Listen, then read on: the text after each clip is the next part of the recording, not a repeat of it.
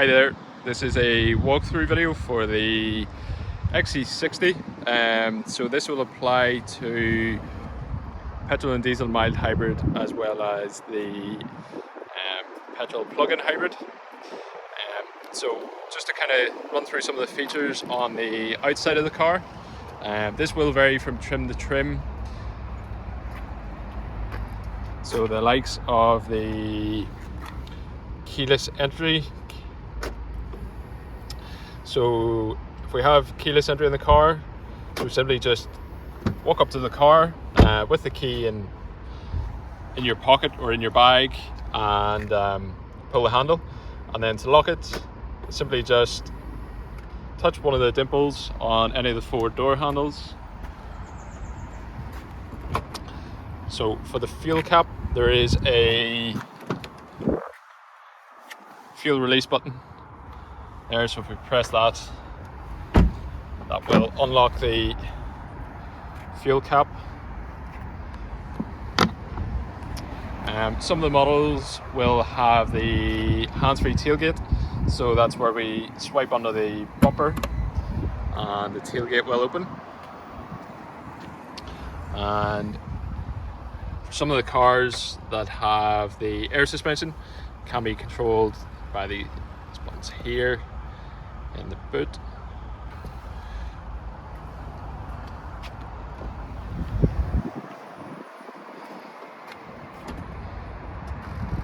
So for the plug-in hybrid variants, on the passenger front side we will have our charging port, and just go ahead and jump in the driver's seat now and talk through the features and controls in the car. So first of all, to begin with, so starting the car, if we have our foot on the brake and come down here to the center console, if we turn the start stop button one turn to the right, so at this point you should hear the engine come on, and then for plug-in hybrids, the startup would be very quiet, so you won't hear an awful lot. So first of all, to begin with, so these buttons here on the left hand side of the steering wheel, this is for your cruise control, speed limiter, so they can all be controlled whenever the car's in motion. On the right hand side we have controls here for the volume and for the media, and then if we press the center button, it'll bring up a on-screen menu. So here we have trip information and your odometer just displayed there. So go ahead and close out of that. So this button here will control the Google voice assistant. Alternatively to that, we can say, "Hey Google," and then followed by a command. We can use certain features in the car. So below that we have this button here, which will take away the maps, give you a simplistic display. So go ahead and pop those back on. So on the left hand side we have the light controls for the car. So the car does have automatic lights. Alternatively, you can put on the headlights and daytime running lights or turn them off altogether.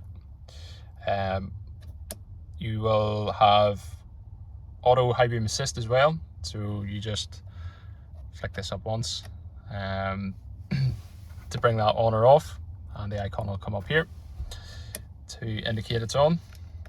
And depending on, again, the trim, you'll have front, rear fog lights or both. So they're just activated by clicking those buttons there. Indicators is standard, left and right. And on the end we have a reset button for the trip computer. So on the right hand side we have our wiper and washer controls. So to turn on the sensor for the front windscreen, press that button like so, and you'll see this icon come up on the screen just to indicate that's on. And then we can control the sensitivity just by this control here.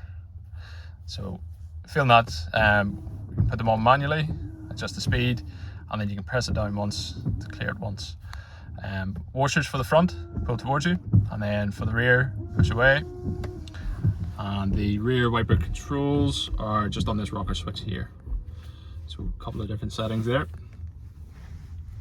Down here, just beside the release button for the fuel cap, we have the tailgate button. So that can be used to open and close the tailgate.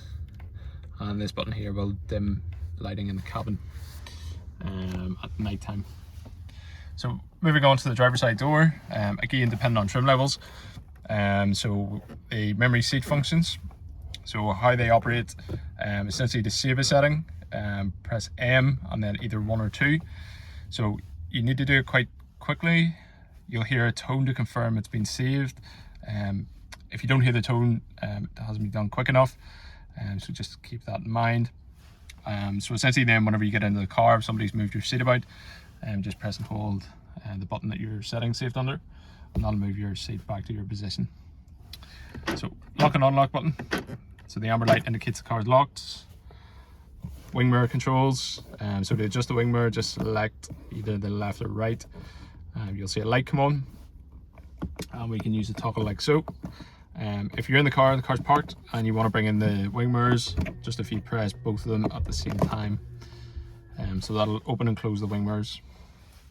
Window controls and child lock for the rear windows and rear doors, which is quite handy. So just moving on to the 12-inch digital driver's display. So on the left hand side we have your speedometer, your speed sign assist there as well. So what that'll do is pick up any road signs and display the speed on the screen in front of us here, which is quite handy. So we can see there up at the top we've different icons. So we've our daytime running lights on at the moment. It's 22 degrees outside, and we can see I currently don't have my seatbelt on, and the parking brake is applied. So here we have, we can see what gear we're in. So we're currently in park, and then if we're in reverse, it will display here and so on. So with reverse, neutral, drive, and B. So B will apply for the plug-in hybrid cars. If it's not a plug-in hybrid, if it's a mild hybrid, it will show as M, essentially for a manual setting. So whenever you're in B or M, what you can do is then move the gear selector left and right and manually go up and down the gears in the car. So it can be quite handy depending on the situation you're in. More importantly, the B mode in the plug-in hybrids, so that is your one pedal drive, essentially your regenerative braking. So you'll notice quite a difference whenever you do put it into B as opposed to D. So essentially what the car will do is use the motor's resistance to brake and in return regenerate energy, put it back into the battery. So this wee needle here is quite important. So whenever the needle drops into the charge section, you can see kind of how much is being regenerated, and then the needle will go up whenever it's consuming power. So it's trying to keep it as close to the line as possible for power, and then charge, kind of maximize its potential and regenerate energy. Essentially regenerating will just make your battery go further and last longer. If you're constantly driving it, draining the power, you're obviously going to eat through it a lot quicker. So we can see there down at the bottom, fuel gauge, and then for the plug-in hybrids we have the battery gauge as well, and then we have some trip computer information down the bottom here, and not forgetting the Google Maps now displayed in front of us. So you can have this displayed in front of you. You can also have it displayed in the center console display here as well. So moving on just to the center console, so under the armrest here we've two USB-C charging ports. In here, two cup holders, wireless charging pad, which comes as standard, and a bit more storage in there with a 12-volt socket. We have our start stop button, our parking brake, so lift to apply, press it down to release, and the auto hold function. So auto hold, whenever this is on, you can see there the green light indicates it's currently on. So it's very good for bumper to bumper traffic. You're constantly starting and stopping. So essentially what it will do is hold the car whenever you stop. So you'll see a sort of green A come up along this bar at the top, and simply then you just accelerate, and that releases the brakes in the car. So again, very good if you're constantly starting and stopping rush hour traffic. Gear selector, there's no buttons or anything, so again this gear selector will kind of differ between trim levels, so you can either have the leather one or the crystal gear selector. So you simply just bring it back and forth. We can see there going through reverse, neutral, drive, and so on. I'll go ahead and put it back into P for park. So up here we have our media controls, so volume up and down, changing track or radio station left and right, and then play pause in the middle. Far right we have our hazard lights, and then climate control for the front and rear windscreen. If you've a heated windscreen in the car, so press it once and that will put on the heated windscreen. Press it twice and that'll put on the max aircon under the windscreen. And press it again, that'll turn it off completely. So it can also be controlled in here as well. So you can see there at the top, max aircon for the front windscreen, the rear can be controlled, and the heated windscreen. So climate control for the car, so go ahead and turn it on, so we can change the fan speed and then select whereabouts in the cabin I want the air to go. So you can also put it on to auto, AC on or off, and recirculate the air in the cabin. We can change the temperature here. We can also synchronize it, so it's the same at both sides. If you want it cooler on one side, warm on the other, we can do that as well. So another handy feature is the auto settings. So auto driver seat heat, passenger seat heat, steering wheel, auto front defroster, things like that. So essentially what that will do is every time you get in, start the car, these will come on. So if we go in to the driver's seat heat, we can actually adjust the level. So very good in the colder months. Means every time you get into the car, you don't have to think about it, it just comes on automatically. So quite good to keep in mind. So the heated seats, possibly ventilated seats as well, depending on trim level, heated steering wheel, so they can all be controlled through these icons here. So very straightforward to use. Camera can be accessed from this screen as well. So you may have a reversing camera, you may not. You may have a 360-degree camera. It can all be accessed through here, and it will automatically pop up whenever you put the car into reverse. So bottom left of this screen, so these are kind of your app icons. So we have our Google Maps up at the top, Bluetooth media player, radio, phone, CarPlay, Google Assistant, car status, Play Store, and owner's manual. So you can, with this system, you can sign in with a Google account. So if you don't have one, you can create one and log in, and it will give you access to the Play Store with more apps for the car. Apple CarPlay is available at the moment. Android Auto, I believe, is coming very soon. So it will be available as an over-the-air update if your car doesn't already have it. So going into the Google Maps, so Google Maps works very well. You can go in, it'll pull up things within a close proximity to the car, give you Google reviews, price point, and things like that.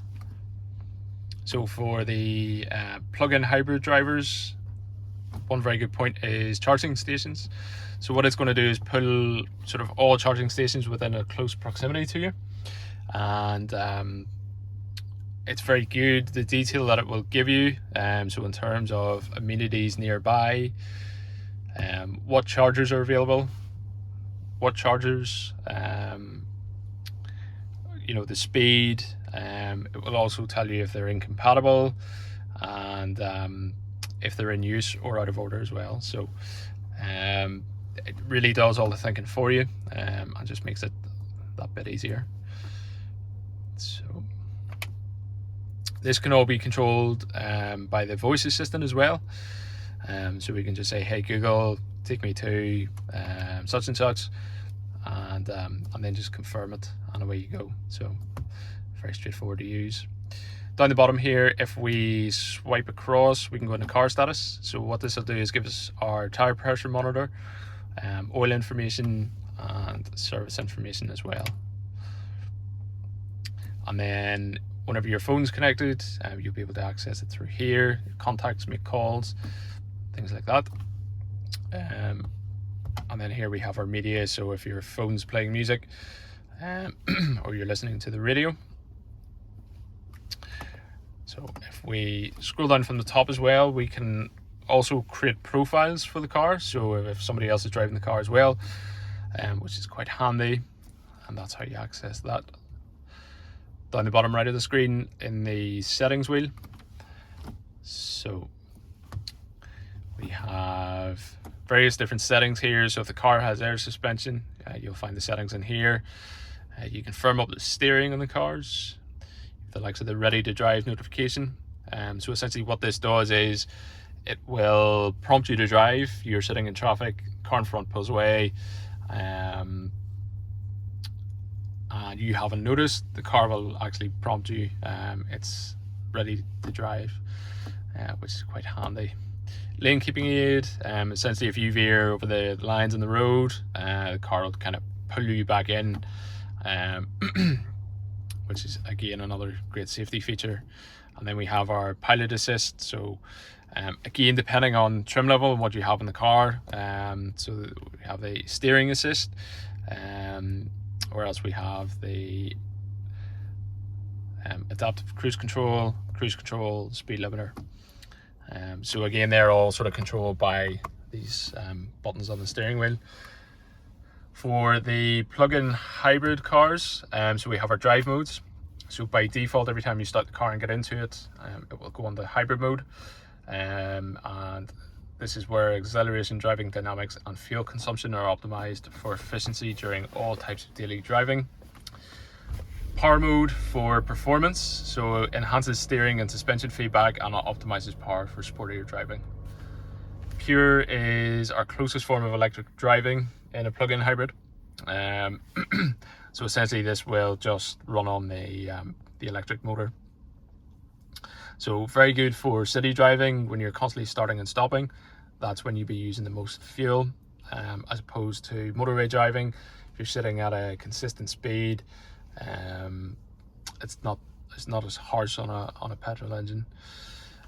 Off-road, so this will activate a hill descent control for driving over rough terrain at a low speed. And then of course we can also activate the constant all-wheel drive, so it will optimize power distribution to all four wheels when constant traction is needed. It will result in a higher energy consumption. So go ahead and put that back in the hybrid mode. Sound settings, so again, depending on the car, the trim, so if you have the Harman Kardon system like this car does, so we have a few different settings here, surround, and then you can optimize kind of the sound depending on the seat, so for all passengers, for the rear, or for the driver. The Bowers and Wilkins sound system has a few more settings as well, which will be found under the sound settings in the car. Connectivity, so this is where our Bluetooth, Wi-Fi is. Controls, so wireless phone charger can be turned on and off from here. Exterior mirrors, tilt when reversing, auto dimming mirrors, auto close sunroof if you have one. A few more settings in there as well. And then down below, system settings, so language, date and time, units, software updates, things like that. Profiles, again, kind of create profiles from here. You can even put on a screen lock, so a bit like your phone. So that is more or less that. And then sunroof. So if you do have a sunroof, so the controls will be here, and they will be touch. So you simply just swipe your finger back to open, and swipe it forward to close, and then to close the sunblind, again just swipe it forward and automatically close over. So up here as well we have our Volvo on call button, so if you ever break down, you press that and be put directly through to Volvo. And in the event of an emergency, possibly when you can't get to your phone, if you press the SOS button as well. So there we go. Hopefully I've covered everything.